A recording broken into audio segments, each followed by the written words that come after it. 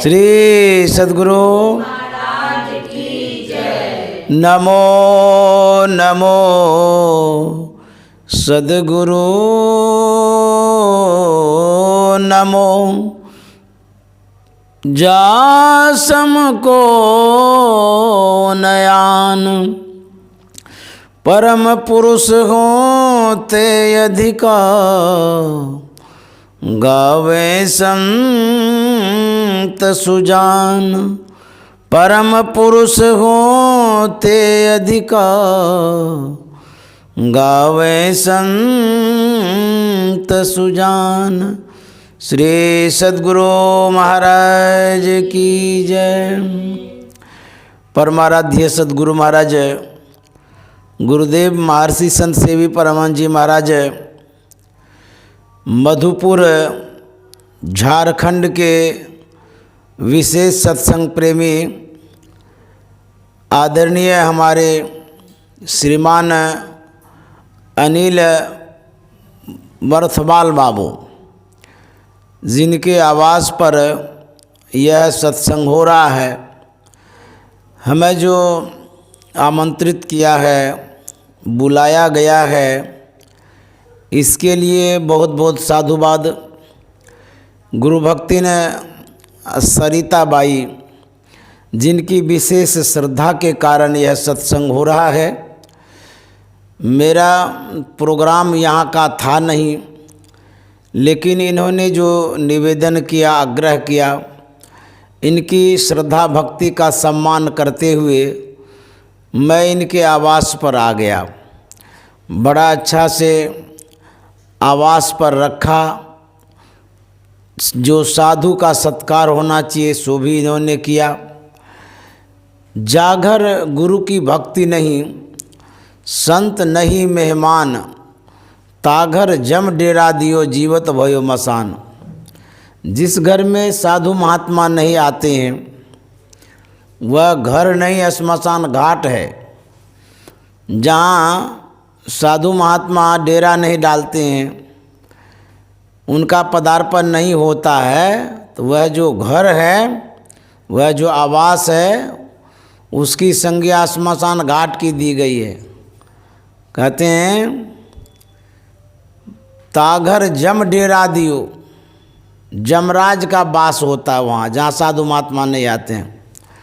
साधु महात्मा आते हैं तो जमराज भाग जाता है। जम कहते हैं अंधकार को। जम कहते हैं जैसे कि जमदीरी हम लोग मनाते हैं दीपावली के एक दिन पूर्व। तो जो जम है, अंधकार जो है, दरिद्रता जो है, उसको भगाने का हम लोग प्रयत्न करते हैं दिया जला करके। तो जब संत महात्मा आते हैं तो जमराज भाग जाता है, जम भाग जाता है, दरिद्रता भाग जाती है, लक्ष्मी आ जाती है, अज्ञानता भाग जाती है, ज्ञान आ जाता है संत महात्मा के आने से। सूरदास जी महाराज ने कहा है, जा दिन संत पाहुने यावत, जा दिन संत पाहुने आवत, तीर्थ कोटि स्नान करे फल, दर्शन ते ही पावत, जा दिन संत पाहुने आवत। कितना बड़ा फल है। कहते जिस दिन संत महात्मा आते हैं करोड़ों तीर्थ का फल मिलता है। इतना महत्व है साधु महात्मा के आने से। तो जो बुलाते हैं वो भी भाग्यशाली है। जिनके घर पर आता है वहाँ वातावरण सब कुछ शुद्ध और पवित्र हो जाता है।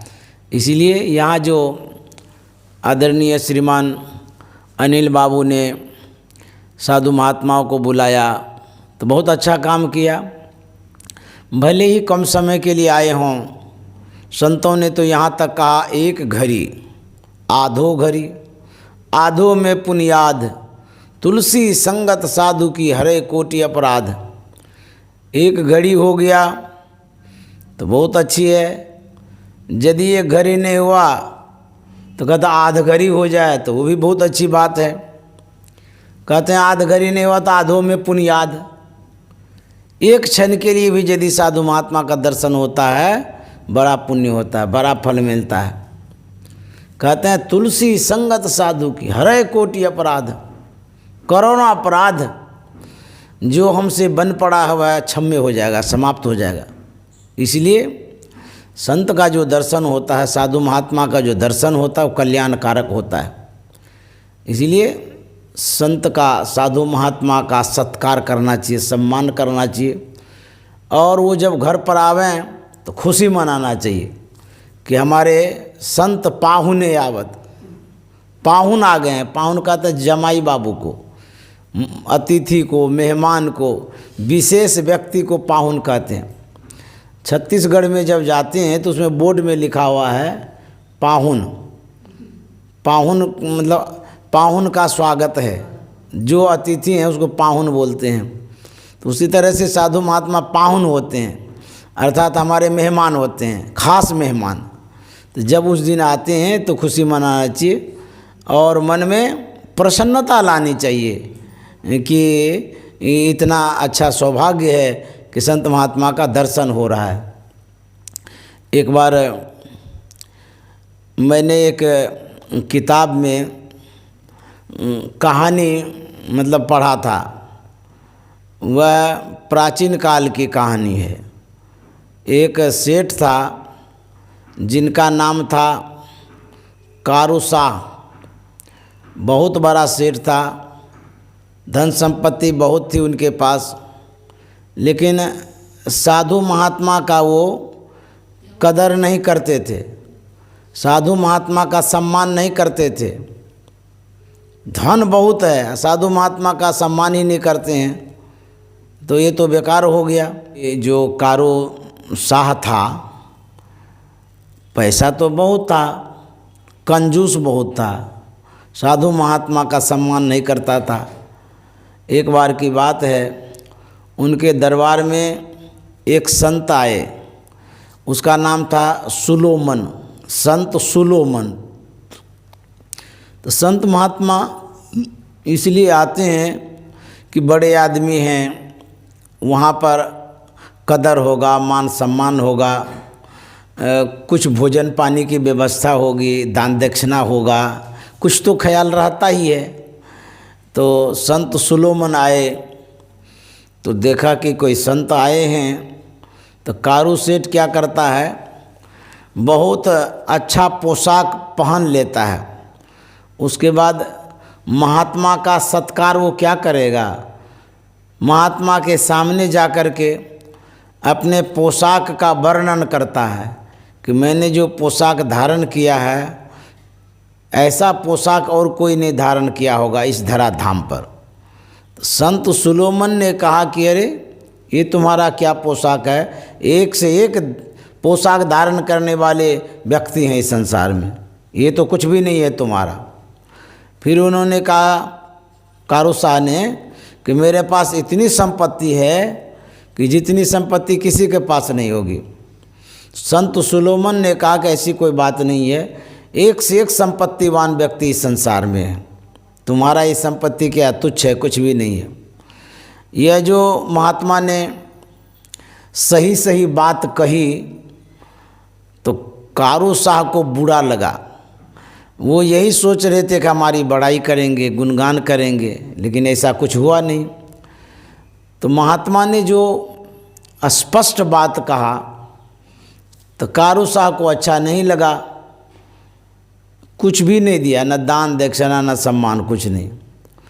तो संत सुलोमन वहाँ से लौट आए। उसको क्या है, देखिए ये जो समय है जीवन में, जो घड़ियाँ आती है, टाइम, तो जैसे घड़ी की सुई बदलती रहती है, सेकंड में बदलती है, एक जगह स्थिर नहीं रहती है, बदलती रहती है। उसी तरह से हमारे जीवन में भाग्य की रेखाएं बदलती है। तो भाग्य बदलता है, पलटते रहता है, अभी सुख कभी दुख, कभी दुख कभी सुख, ये बदलता रहता है। संत सुलोमन तो चले गए। अब कारू शाह के जीवन में एक घटना घटती है, दुर्घटना घटती है। अब होता क्या है, एक कोई विदेश का, ईरान का कोई बादशाह उसके राज्य पर चढ़ाई करता है, कारू शाह पर। तो चढ़ाई जब किया तो कारू शाह परास्त हो गया, हार गया तो उसको कैद कर लिया, कब्जे में कर लिया। वह बादशाह कारू शाह को अपने कब्जे में कर करके अपने राज्य ले गया। वहाँ पर ले जा कर के जितने दरबारी थे, दरबार में रहने वाले सिपाही, सलाहकार, मंत्री आदि, उन सबों से वह बादशाह सलाह करता है, विचार करता है कि इसको कौन सी सज़ा दी जाए। इसको तो हम कैदी बना लिए हैं। तो सबों ने एक स्वर से कहा, इसको जो है ना धधकती आग में डाल दीजिए, जल करके राख हो जाएगा, रह करके क्या करेगा अभी। बादशाह ने कहा ठीक कहते हो, आग जलाओ। आग लगाया गया। जब अग्नि विशेष प्रज्वलित हो गई, धधकने लगी, तो कारू शाह को उठाया, उसको अब आग में फेंकेगा। अब जो आग में फेंकेगा, तो जब व्यक्ति विपत्ति में पड़ जाता है, संकट में पड़ता है, जिस समय कोई सहयोगी नहीं मिलता है, कोई मदद करने वाला नहीं मिलता है, जरूर वो भगवान को याद करता है, क्योंकि अब तो कोई उपाय ही नहीं है, न परिवार न पैसा काम आएगा। तो कारू सेठ को जो फेंक रहा था, एकाएक उसको संत सुलोमन याद आ गए। करे कहीं संत के अपमान से तो नहीं ये सज़ा मिल रही है, उसी का तो नहीं भोगना पड़ रहा है हमको। तो उस समय क्या कहता, हाय सुलोमन, है सुलोमन जो कहा, सुलोमन को याद किया, हे सुलोमन संत। तो जैसे ही नाम लिया संत का, वो जो बादशाह था संत सुलोमन को जानता था। एकाएक जो फेंक रहा था कारू सेठ को, फेंकने वाले को रोक दिया, ठहरो, रुको अभी। तो रुक गया, फेंका नहीं। बादशाह पूछता है, अरे कारू सेठ, तू जो नाम लिया अभी संत सुलोमन को, उसको तुम जानते हो? तो कारू सेठ ने कहा, जानता तो नहीं था, लेकिन एक दिन मेरे दरबार में आए थे, एक दिन मैंने देखा था, भेंट हुई थी। मैंने याद इसलिए किया कि मेरे मन में अपराध बोध हो रहा था अभी, कि मेरे दरबार में संत आए, सत्कार नहीं किए, सम्मान नहीं किए। मेरे पास बहुत संपत्ति थी, धन था, एक मुट्ठी अनाज नहीं खिलाए। ऐसा हमको नहीं करना चाहिए था, जबकि अतिथि देवो भव कहा जाता है, देवता के समान होता है। और जो मेहमान आते हैं उसका सत्कार करना भगवान की पूजा के समान है। मेरे पास संपत्ति भगवान के द्वारा दिया गया था, लेकिन उस संपत्ति का मैंने सदुपयोग नहीं किया, सत्कार में नहीं लगाया। कभी किसी संत महात्मा को न अनाज दिया, न पानी दिया, न पैसा दिया। मेरी जो ये अज्ञानता है, मेरी जो मूढ़ता है, नासमझी जो है, उसी का ये परिणाम का बोध हो रहा है। मुझे लगा कि मैंने जो अपमान किया, इसीलिए आज हम आग में झुलसने जा रहे हैं, जलने जा रहे हैं, राख होने जा रहे हैं। वह संपत्ति किस काम में, जिसको मैंने संग्रह किया, जिसको मैंने जमा किया, आज हम इस संपत्ति को, संसार को छोड़ करके जा रहे हैं। तो मुझे एकाएक संत सुलोमन याद आ गए, इसीलिए मैंने उनको कहा, है संत सुलोमन। तो जो बादशाह था, उस बादशाह ने कहा कि कारू सेठ, तूने अंतिम घड़ी में संत का नाम लिया है, इस संत के नाम का प्रभाव इतना है कि मेरा मन बदल गया। अब मैं तुम्हें सज़ा नहीं देना चाहता हूँ, अब मैं तुम्हें जीवन मुक्त कर देता हूँ। तो नाम लेने का ये प्रभाव है। और उस बादशाह ने कहा कि सेठ, ये जो नाम तुमने लिया ये महापुरुष का नाम है, महापुरुषों को तुमने जो याद किया है, इसलिए जितनी संपत्ति मेरे कब्जे में है उसे भी मैं लौटा रहा हूँ और तुम्हें पूर्वत स्वतंत्र राज्य सौंप रहा हूँ। अब देखिए, नाम लेने से कितना बड़ा काम होता है। तो साधु महात्मा जब आते हैं तो सत्कार करना चाहिए, आओ भगत करनी चाहिए, सेवा करनी चाहिए। इससे क्या होता है, हम जिस आँख से साधु का दर्शन करते हैं वह आँख विषयों का दर्शन करते करते अपवित्र हो गई है।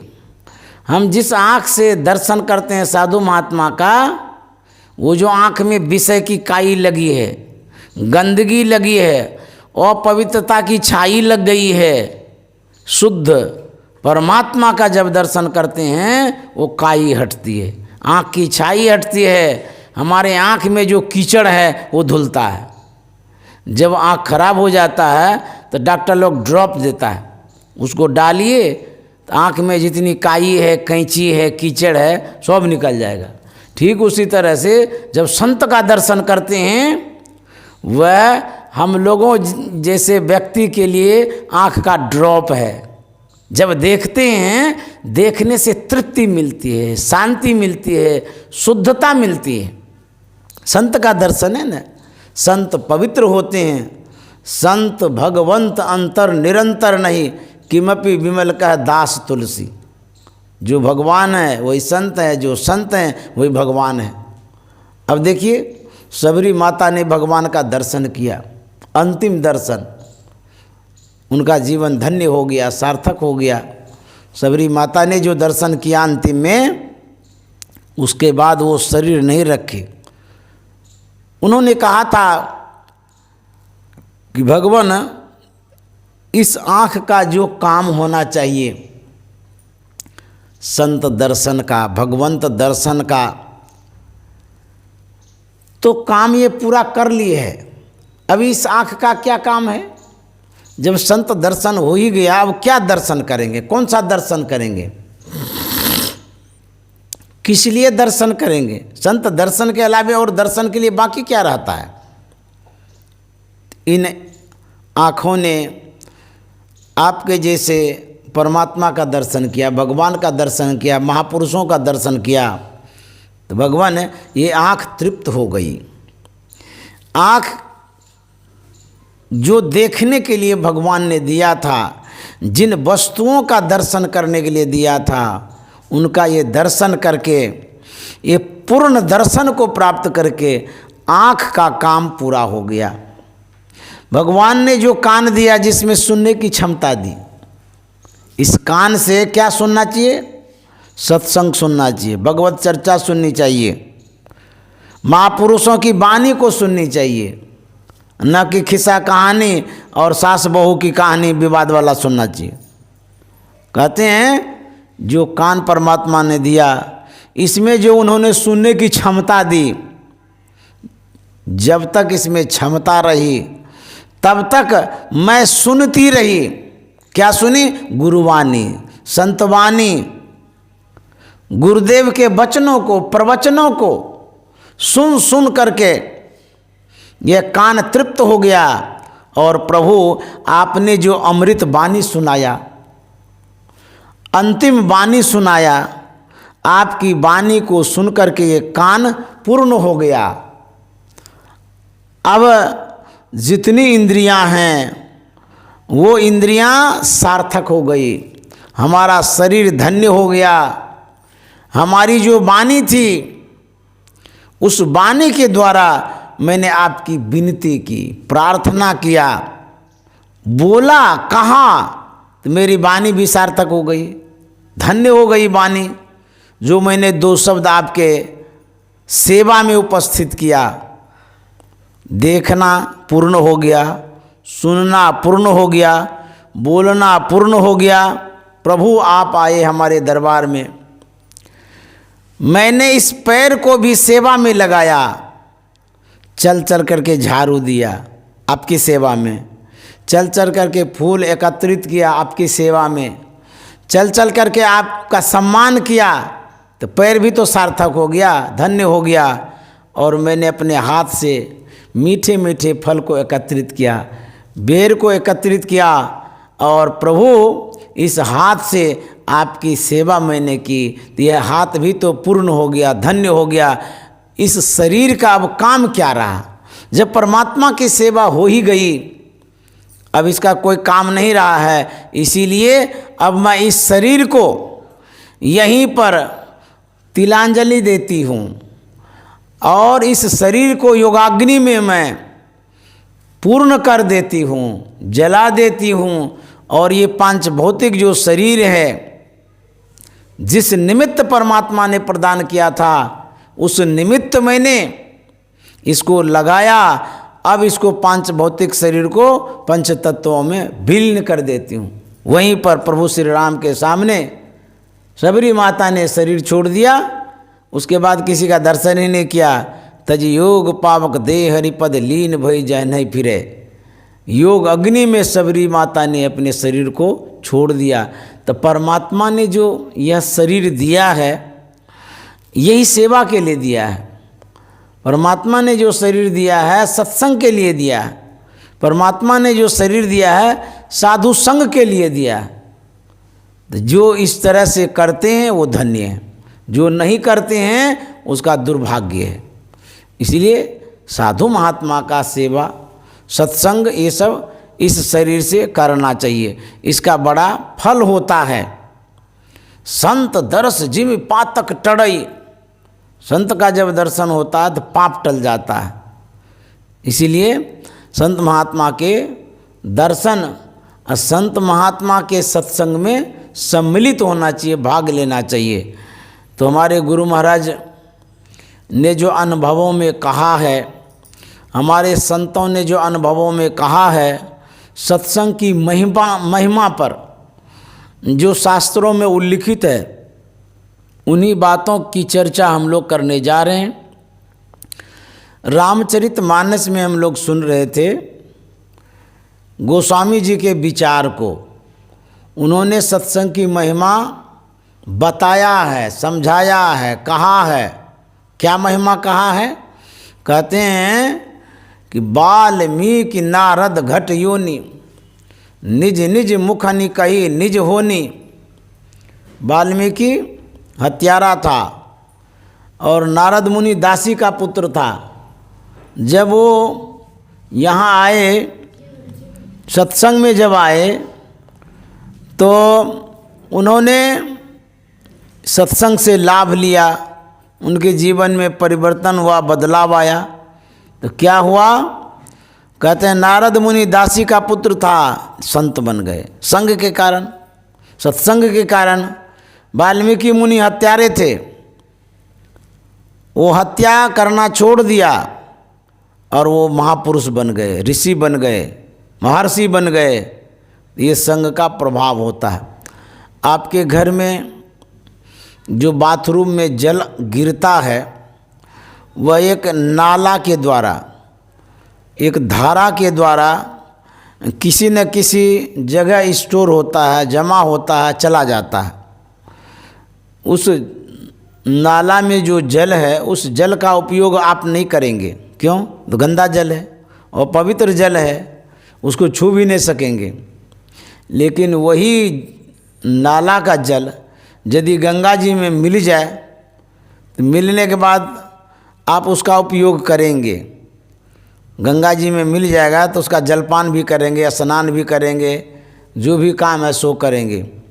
देखिए संत महात्मा क्या समझाते हैं। ठीक उसी तरह से हम परमात्मा के अभिन्न अंश हैं। हम ऐसे भी कर्म कर जाते हैं जो अपकर्म वाला है, अन्याय वाला है, जिससे पाप हो जाता है, अधर्म हो जाता है। यदि हम अपराध किए हैं, हिंसा किए हैं, तो संत महात्मा के संग में जाने से सभी पाप धुल जाते हैं। जैसे नाले का जल गंगा जी में मिलने से पेय हो जाता है, शुद्ध हो जाता है, पवित्र हो जाता है, उसी तरह से कितना भी बड़ा पापी हो, यदि संत समागम में सत्संग में भाग लेता है, सब पाप उसका धुल जाता है। इसलिए सत्संग की बड़ी आवश्यकता है। गोस्वामी जी ने कहा, काक होई पिक बकऊ मराला, मज्जन फल देखिए तत्काला। कितना परिवर्तन होता है। कहता कौवा कोयल हो जाता है, बगला हंस हो जाता है। व्यक्ति में परिवर्तन आता है, बदलाव आता है। काक प्रवृत्ति के जो व्यक्ति हैं, जो कर्कशा है, जिनकी वाणी बड़ी कड़वी होती है, वैसे व्यक्ति के जीवन में परिवर्तन आता है सत्संग के प्रभाव से, संग के प्रभाव से, संत के प्रभाव से। तो क्या परिवर्तन आता है? कहते हैं वो जो कर्कशा व्यक्ति है, संग करते करते मधुरभाषी हो जाता है, मिष्टभाषी हो जाता है। उनकी जो वाणी है मधुर हो जाती है, मीठी हो जाती है। ये परिवर्तन होता है। उसके बाद जो हिंसक प्राणी है, हिंसा करता है, मारपीट खून खराबा करता है, यदि उसको संत का सत्संग का संजोग बैठता है तो वह अहिंसक हो जाता है, हिंसा करना ही छोड़ देता है। ये तो मानव की बात है। जानवर में भी परिवर्तन आता है यदि उसको अच्छे व्यक्तियों का संग मिले तो। उदाहरण दे करके बतलाते हैं। जब कुप्पा घाट में परमाराध्य सद्गुरु महाराज थे, उस समय की बात है, गुरुदेव महर्षि संत सेवी जी महाराज इन बातों को बताया करते थे। तो मेरे स्मरण में जो ये बातें हैं मैं दोहरा देना चाहता हूँ आपके बीच में। गुरुदेव कहा करते थे, उस समय एक बिलाव था, एक सुग्गा था, कुत्ता था, इस तरह से कई एक जानवर कुप्पा घाट में एक साथ रहा करता था। जबकि एक दूसरे के दुश्मन हैं, लेकिन संत के दरबार में बाघ और बिल्ली एक साथ पानी पीता है, एक साल एक साथ रहता है। ये संत के दरबार की महिमा है, विशेषता है।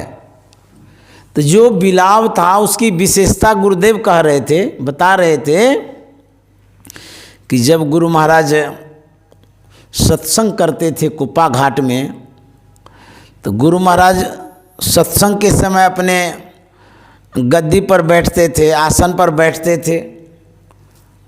तो वह जो बिलाव था गुरु महाराज के ठीक चौकी के नीचे बैठ जाया करता था, और तब तक वो बैठा रहता था जब तक सत्संग होते रहता था। देखिए, संत के दरबार में बड़ा विचित्र सब बात सुनने को मिलता है। ये तो चमत्कार है ना।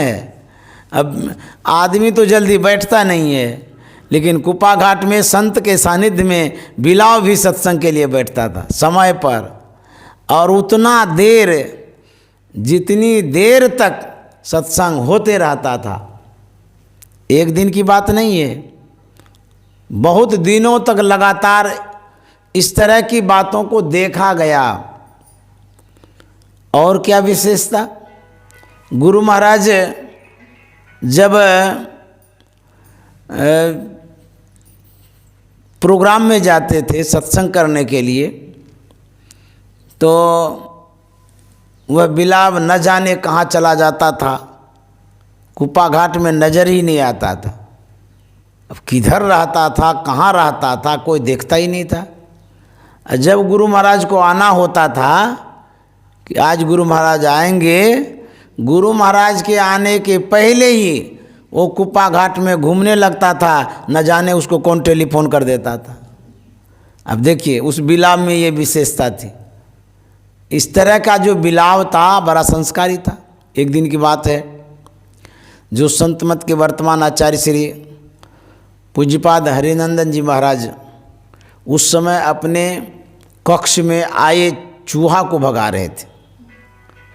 तो चूहा को वो भगा रहे थे, लेकिन चूहा तो चंचल होता है ना, इधर से उधर करता रहता था।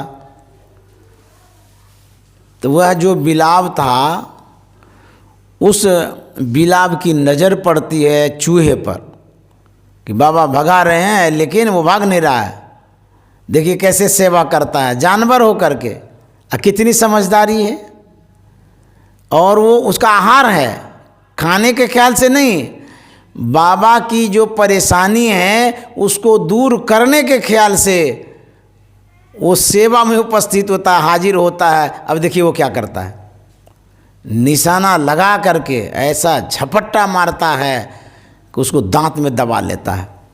और वो दांत में तो ले लिया, क्या किया, उसको कमरे से बाहर ले गया, गंगा जी के किनारे जंगल में जाकर के छोड़ दिया और खाली हाथ लौट आया। अब देखिए संत के दरबार में विचित्रता नहीं है, ये चमत्कार नहीं है। अरे जिसका आहार है वो आहार ग्रहण नहीं करता, खाता नहीं है, बल्कि उसको छोड़ देता है। परोपकार की भावना देखिए। संत के दरबार में एक बिलाव हिंसक प्राणी है, उनमें क्या परिवर्तन आया, अहिंसक हो गए। वो आहार छोड़ दिया जो आहार करता था। तो ये जानवर सब में भी परिवर्तन आता है संत के सानिध्य में रहने से। और भी घटनाएं बहुत सारी हैं गुरु महाराज के समय की। जो कुतिया थी उन्होंने कईक बच्चा दी, और समकालीन जो बिल्ली थी उसने भी कईक बच्चा दी। कुप्पा घाट में अभी भी बिल्ली है, गुरु महाराज के समय से बिल्ली है। तो दोनों ने जो बिल्ली दिया, अच्छा दोनों जो प्राणी है कईक बच्चा देती है, कुतिया भी कईक बच्चा दे देती है, बिल्ली भी दे देती है। तो कईक बच्चा दोनों दे दिया। संजोग ऐसा होता है कुछ दिन ही तो समय बीता था, अचानक बिल्ली की मौत हो जाती है, मर जाती है। छोटा छोटा बच्चा, नन्हा मुन्ना बच्चा बिलखने लगा, भटकने लगा, म्यों म्यों करने लगा। और उस जानवर को कौन देखे, कौन ख्याल करेगा, ऐसे ही जानवर कितना भटकते रहता है। अब देखिए संत दरबार में क्या क्या विचित्र बात होती है वही बतला रहे हैं। उनकी माँ मर गई, बिल्ली का जो बच्चा था भूखे है, प्यासे है, चिल्ला रहा है, छटपटा रहा है। जो कुतिया थी उनके अंदर में देखिए कैसी संवेदना होती है, कैसी सीख उनके अंदर में, कैसी समझदारी है। जानवर है, उनके मन में क्या दया भावना आ जाती है। वो कुतिया बिल्ली के कईक बच्चे को अपना दूध पिलाती है। देखिए अपने बच्चों को तो पिलाती ही है, बिल्ली के बच्चों को भी दूध पिलाती है। एक दिन नहीं, वह कुतिया दूध पिला पिला करके सभी बच्चों को सयाना कर देती है।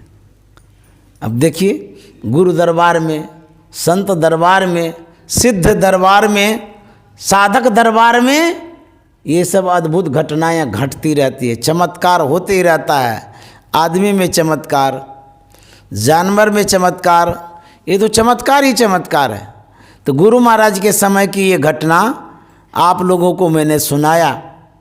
अच्छा, एक बार की बात है, जो कुतिया ने बच्चा दिया तो जो आदरणीय स्वर्गीय संपादक बाबा उस समय रहा करते थे, उन्होंने जाकर के गुरु महाराज से कहा कि हुजूर कुतिया का एक बच्चा दिया है। गुरु महाराज सुन करके बड़े प्रसन्न हुए, अपने से चल करके कुतिया के पास गुरु महाराज गए, देखे भाले, बड़े प्रसन्न हो गए। छोटा छोटा बच्चा था, गुरु महाराज की दृष्टि पड़ी, संत की दृष्टि पड़ी, उसका भी उद्धार हो गया। जानते हैं गुरु महाराज ने क्या कहा कि संपादक जी, ये जो कुतिया है का एक बच्चा दी है, कमज़ोर हो गई होगी। जब माँ बच्चा जनती है तो कमज़ोरी आ जाती है। कई एक बच्चा है, इसको दूध पिलाना होता है, इसको दूध नहीं होगा तो बच्चा मर जाएगा, बिलख जाएगा, भटक जाएगा। तो पर्याप्त दूध हो तो पर्याप्त खाना भी देना पड़ेगा। माँ को पौष्टिक आहार न मिले तो माँ का शरीर तो कमज़ोर होगा ही होगा। लेकिन जो बच्चा जुड़ा हुआ है माँ से, जिसको दूध चाहिए वो भी कमज़ोर हो जाएगा। देखिए संत कैसे होते हैं। गुरु महाराज ने कहा कि इनको जो है ना खिचड़ी बना बना के खिलाइए, इनकी सारी व्यवस्था कर दीजिए। अब देखिए संत के दरबार में सब पर निगरानी रखी जाती है, सब पर ख्याल किया जाता है। जैसे मानव पर ख्याल करते हैं वैसे जानवर पर भी ख्याल किया जाता है। तो ऐसे हमारे परमाराध्य सद्गुरु महाराज थे, उनके व्यवस्था में सब आदेश कर दिए कि ये कर दो, वो कर दो, ऐसा कर दो। देखिए संत की क्या मौज होती है। तो इस तरह से संत महात्मा जो होते हैं वो व्यवस्था करते हैं। तो हम लोग संत की महिमा को सुने, गोस्वामी जी के विचार को सुने। तो इस तरह से जब हम सत्संग करते हैं हमारे विचारों में परिवर्तन आता है। हमारे जो तुलसी साहब हैं उन्होंने अपनी वाणी में कहा है कि जग बेहोश बूझे नहीं संत मते की बात, संत मते की बात लात जम ताते मारे। तुलसी साहब कहते हैं संसार के लोग बेहोश हैं, बेखबर हैं, वो कुछ बूझते ही नहीं है संत मत की बात। सत्संग क्या है वो कुछ भी नहीं बूझते हैं। तो जो संत मत की बात नहीं बूझते हैं कहते उसको जमराज लात से मारता है, लात जम ताते मारे। इसीलिए संत मत की बात बूझनी चाहिए, समझनी चाहिए। इस बात से क्या होगा, जब आप बात को बूझेंगे समझेंगे तो आपका निज काम होगा, अपना काम होगा। जैसे मान लीजिए हिसाब में कभी कभी आप भूल भुलैया करते हैं तो टेंशन होता है ना, दिक्कत आती है कि नहीं आती है। कि तुलसी साहब कहते हैं जग बेहोश बूझे नहीं संत मते की बात। जब जीवन का गणित उलझ जाता है, उलझा जाता है, तो जीवन में अशांति आ जाती है, दुख का पहाड़ आ जाता है, संकट समस्या आ जाती है। इसलिए समझने की बात बहुत ज़रूरी है। जीवन के गणित को समझना बहुत ज़रूरी है। यदि जीवन के गणित को नहीं समझ पाए तो जानवर वाला जीवन होगा। जीवन जीने की कला सीखनी चाहिए। जिसको जीने नहीं आता है, जैसे गाय भैंस कादों में पड़ा रहता वैसे लोग कादों में रहता है, कीचड़ में रहता है, किसी तरह जी लेता है, किसी तरह खा लेता है। वह जीवन बदतर जीवन है, बेकार जीवन है। जिस जीवन में जीने की कला न हो, जो जीने के लिए जानता ही नहीं हो, उनका क्या जीवन है, जानवर वाला जीवन है। तो जीने की कला संत महात्मा सिखाते हैं। तो तुलसी साहब कहते हैं संत मते की बात, जो संत मत की बात है वह जग बेहोश बूझे नहीं। संसार के लोग जो हैं, जो बेहोश हैं, अज्ञान अवस्था में, वो बूझते ही नहीं है। गुरु महाराज ने कहा है संत मते की बात कहूँ साधक हित लागी, कहूँ अरिल पद जोरी जानी कर हैं बरभागी। मैं संत मत की बात कहता हूँ किसके लिए, साधक हित लागी, जो साधक हैं, जो सज्जन हैं, उसके हित के लिए कहता हूँ। कहूँ अरिल पद जोरी जानी कर हैं बरभागी। बातें हैं अनमोल। परमाराध्य गुरु महाराज कहते हैं जो बात मैं कहने जा रहा हूँ अनमोल है। बातें हैं अनमोल, मोल नहीं एक एक की। अरे हारे में ही कहूँ जो चाहूँ कहन संत पद सिर निज टेकी। जो मैं बातें कहने जा रहा हूँ अनमोल बात है, और मैं संत के चरणों में सिर नवा करके कहता हूँ, प्रणाम करके कहता हूँ। ये अनमोल बात सब कोई नहीं समझ पाते हैं। हमारे संत कबीर साहब ने कहा है कि शब्द सा हीरा पटक हाथ से मुट्ठी भरी कंकर से। ये शब्द क्या है, संतवानी क्या है, कहते हीरा है। तो जो अज्ञानी जीव है वो उसको पटक देता है, फेंक देता है। जैसे बच्चे को आप हीरा दे दीजिए, हीरा और खिलौना में कोई अंतर ही नहीं पता चलेगा उसको, क्यों हीरा का मोल वो जानता ही नहीं है। बच्चा गुल्ली समझ के खेलने लगेगा, खिलौना समझ करके खेलने लगेगा। उसी तरह से जो जग बेहोश है, जो अज्ञान अवस्था में है, जिसको जीने की कला भी नहीं आता है, वो शब्द का महत्व नहीं समझता है, वो जीड़ा समझ लेता है। कहते हैं यह जो बात है, जो संत मत की बात है, ये अनमोल है। गुरु महाराज कहते हैं करना क्या चाहिए? गुरु महाराज कहते हैं सतजन सेवन करत नित्य सत्संगति करना। इस मानव जीवन को किस काम में लगाना है? सतजन सेवन कर, जो सज्जन है उनकी सेवा में लगाइए। सतजन सेवन करत नित्य सत्संगति करना, रोज संग करिए, संत का संग करिए। वचन अमिदे ध्यान श्रवण करी चित्त में धरना। जो संत महात्मा कहते हैं उन वचनों में ख्याल कीजिए, ध्यान दीजिए। वचन कैसा है? कहता अमीय, वो अमृत वाणी है। वचन अमीय दे ध्यान श्रवण करी चित्त में धरना। मनन करत नहीं बोध होई तो पुनि समझीजे। यदि आप मनन करते हैं, चिंतन करते हैं, विचार करते हैं, बातें समझ में यदि नहीं आती है तो गुरु महाराज कहता पुनि समझिए, दोबारा समझिए, बार बार समझिए, अपने बातें समझ में आ जाएगी। तो बात जब उलझ जाए उसको बार बार दोहराते रहिए। जो शिक्षक हैं, समझदार हैं, जो सयाने हैं, जो सद्गुरु हैं, उनके पास जाकर के समझिए।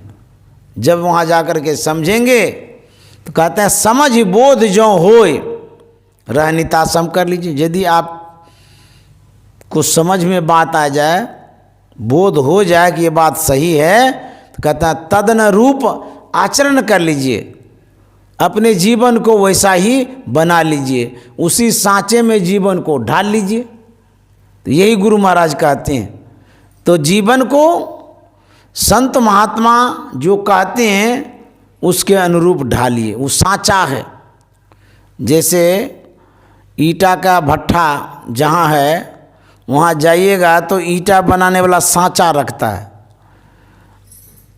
वह एक आकार प्रकार का सांचा होता है, उसमें मिट्टी डालता है, दाबता है मिट्टी को, तो उससे ईटा वैसा ही निकलता है। जैसा सांचा वैसा सामान। उसी तरह से जो संतवाणी है, जो गुरुवाणी है, वो सांचा है मानव जीवन के लिए। कहते उसमें ढलिए। उसमें जब आप ढलेंगे तो कैसा आकार प्रकार होगा आपका? ईटा बनाने वाला कोई उसमें ओम लिखता है, स्वस्तिका बना देता है, राधे राधे लिख देता है, कुछ भी कोई किसान लिख देता है। तो जो उसमें सांचा बना हुआ है, जो कुछ भी जैसा भी, तो मिट्टी डालने से वैसा ही आकार प्रकार होता है ना। ठीक उसी तरह से संत का जो सांचा है वो कैसा है, कैसा हम बनेंगे? कहते वो सांचा सच्चा है, सही है और शुद्ध है, शांतिप्रद है, सिद्धिदायक है। उसी सांचे में हम अपने को ढालेंगे तो हम भी वैसे बन जाएंगे। तो इसीलिए संत महात्मा जो कहते हैं उस सांचे में ढलना चाहिए। गुरु महाराज क्या कहते हैं?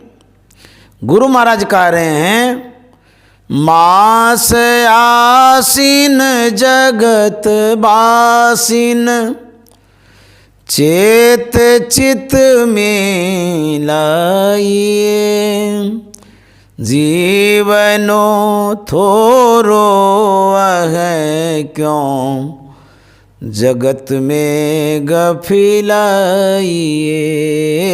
जीवनो थोरो है क्यों जगत में गफिलाइए। गुरु महाराज कहते हैं ऐ संसार के बासी, बसिंदे, बसने वाले, निवासी, चेत चित्त में लाइए, सावधान हो जाइए। और जो बातें कही जाती है हृदय में धारण करिए, चित्त में लाइए। क्या? गुरु महाराज कहते हैं जीवनो थोरो है क्यों जगत में गफलाइए।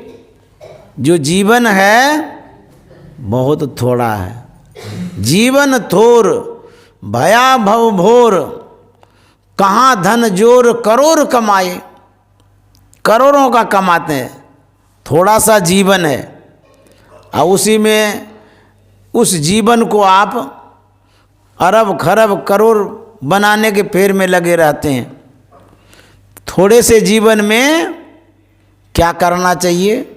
भगवत भजन करना चाहिए। गुरु महाराज कहते हैं ना भयो जग काहू, ना भयो जग काहू को, कितनों को अपनों कियो, करी जतन जो याहि त्याग्यो, शांति सुख सोहि लियो, करी जतन जो याहि त्याग्यो, शांति सुख सोहि लियो। गुरु महाराज कहते हैं ना भयो जग काहू को, यह जो संसार है किसका हुआ है? संसार किसी का नहीं हुआ है।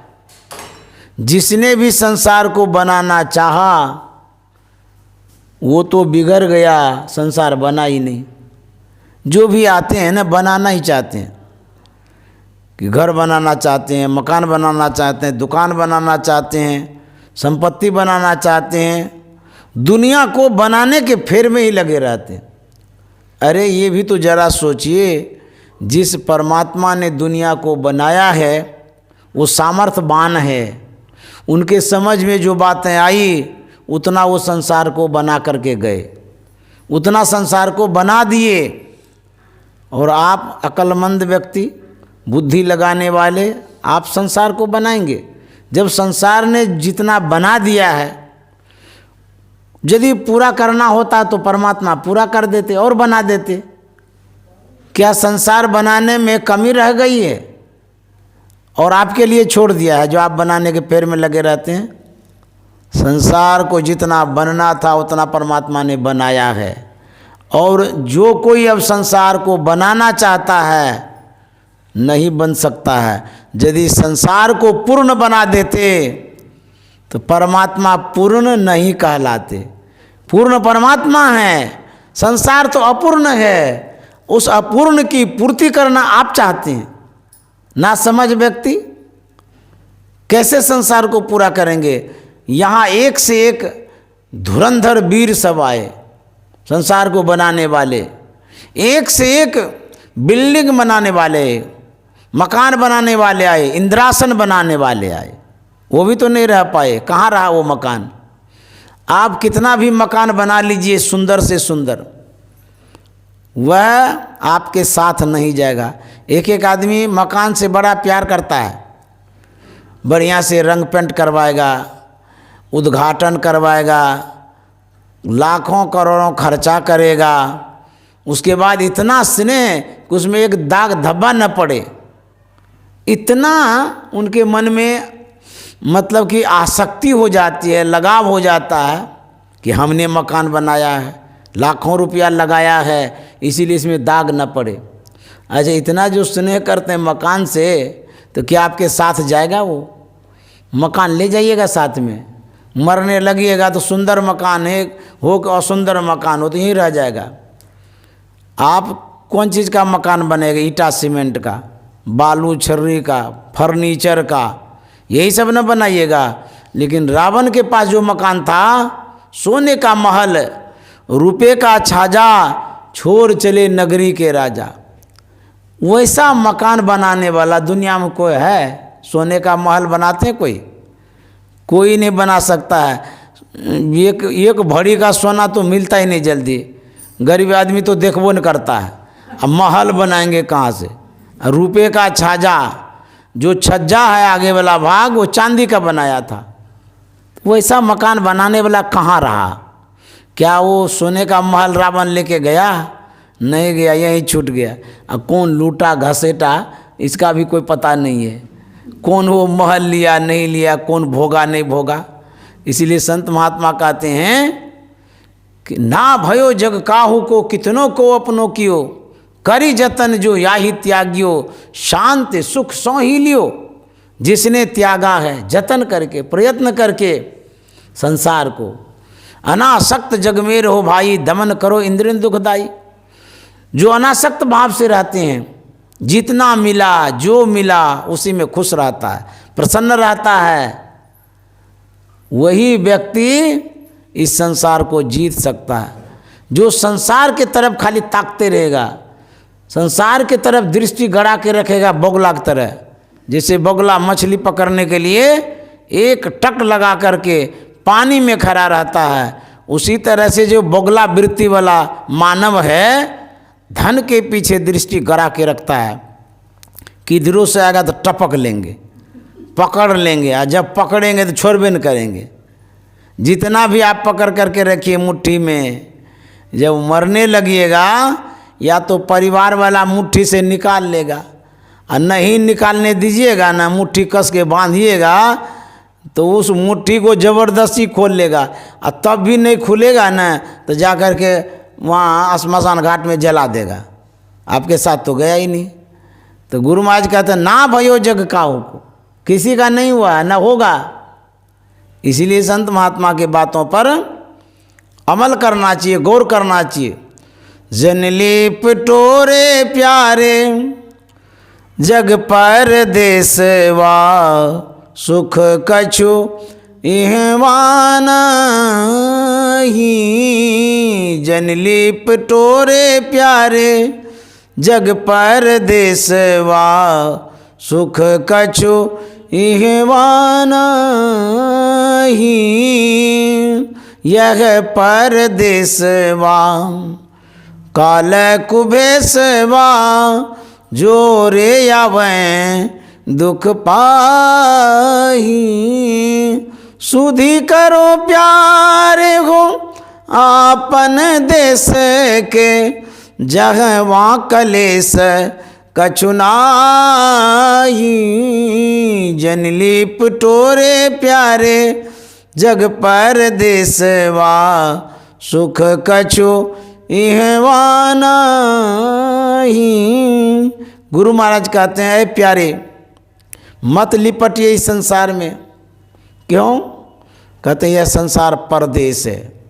जैसे आप कहीं बाहर जाते हैं, कै दिन के लिए जाते हैं, 1 दिन 2 दिन 4 दिन, जितने दिनों का आपका टूर होता है उतने दिन तक आप रहते हैं, उसके बाद फिर पुनः घर लौट करके आते हैं।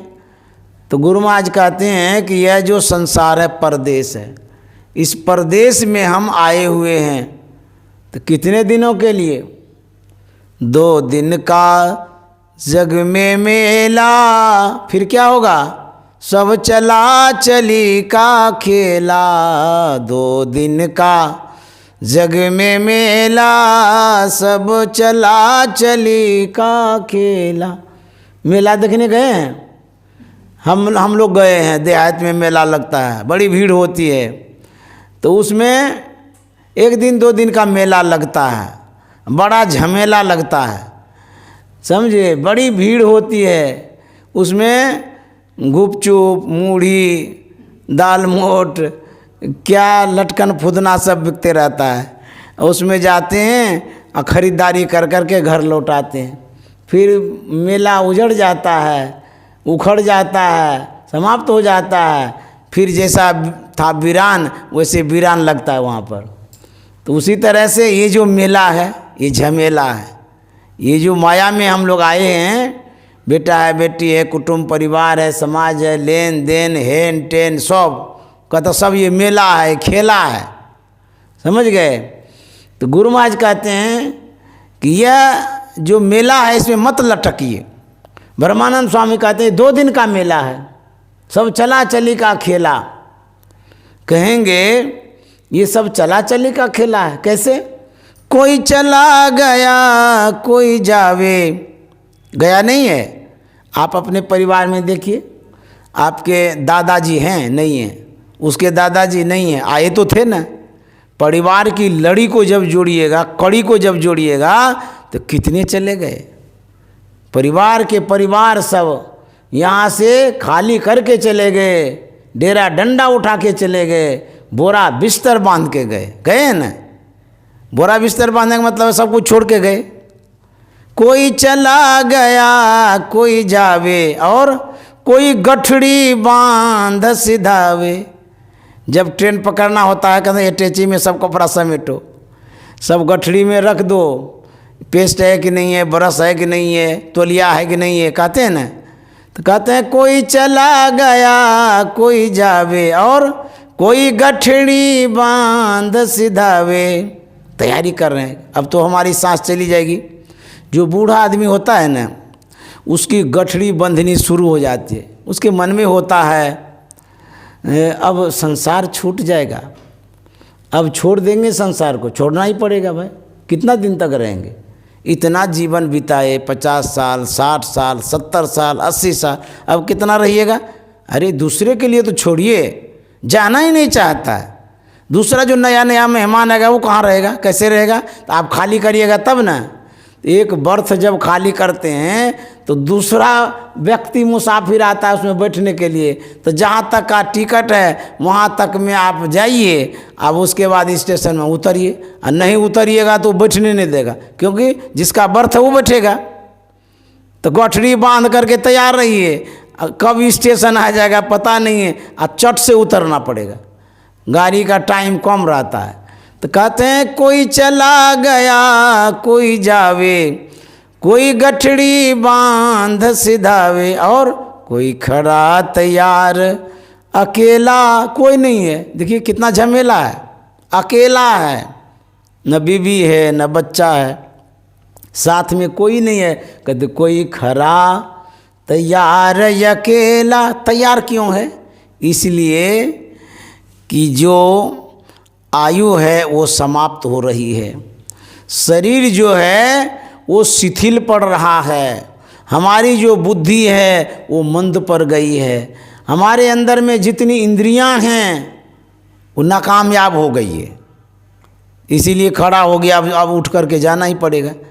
कोई चला गया कोई जावे, कोई गठड़ी बांध सिधावे और कोई खरा तैयार, अकेला सब चला चली का खेला, 2 दिन का जग में मेला, सब चला चली का खेला।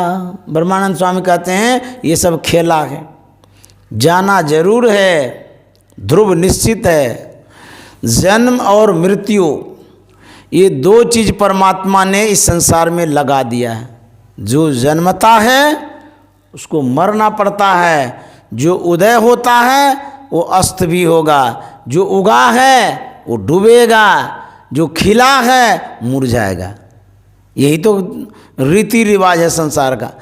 जब जवान हम होते हैं, युवावस्था में जब आते हैं तो कुछ बूझते ही नहीं, एक संसार में दुख भी होता है। क्यों?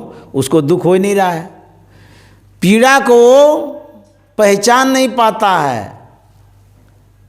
लेकिन जब अवस्था घटती है, बुढ़ापा की ओर बढ़ते हैं, जब हमारी इंद्रियां काम नहीं करती है, शरीर कमज़ोर हो जाता है, बीमारी जब दबाने लगता है, तब मन में अफसोस होता, रे शरीर में ये भी होता है।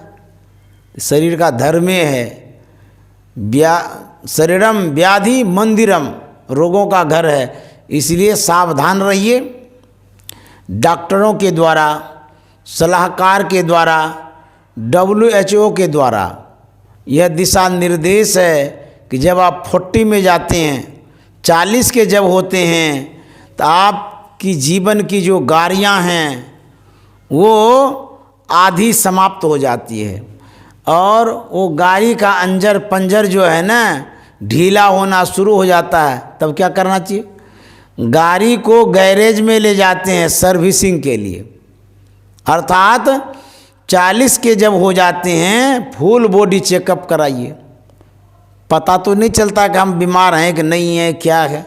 जब फुल बॉडी चेकअप कराएंगे तब पता चलेगा कि शरीर का कौन सा सिस्टम गड़बड़ाया है, बॉडी का कौन सा भाग कमज़ोर हो गया है, किस विटामिन की कमी हो गई है। तो यदि आप घसीटते रहेंगे कमी में भी, तब क्या होगा? मान लीजिए गाड़ी में नट ढीला हो गया, उसको जर्किन में भी ले जाते हैं, उभर खाबर में भी ले जाते हैं। आखिर तो ढीला होते होते वो खुलवे करेगा, गिरवे करेगा, एक्सीडेंट होवे करेगा, गाड़ी का और कल पुर्जा टूटवे करेगा, हो सकता है आपकी भी हड्डी टूट जाए। इसीलिए गाड़ी को गैरेज में समय समय पर ले जाइए और नट बोल्ट कसवाते रहिए।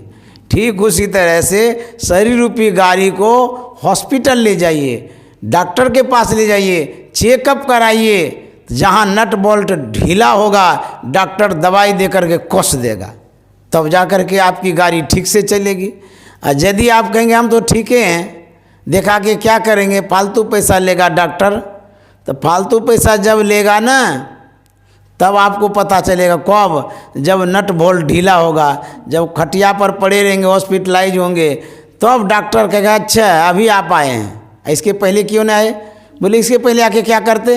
बोले अभी जो आए हैं अब सब पैसा दूह लेंगे, जितने दिन नहीं आए थे।